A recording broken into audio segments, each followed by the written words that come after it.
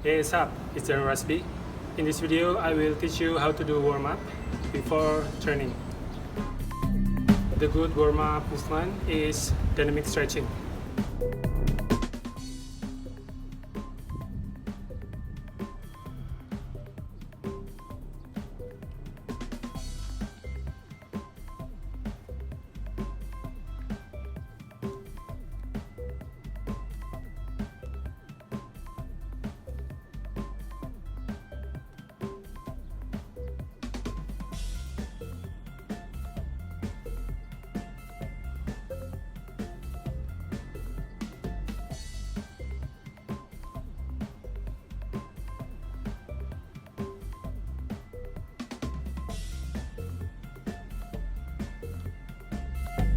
Approximately it needs around 10 until 15 minutes to do warm-up.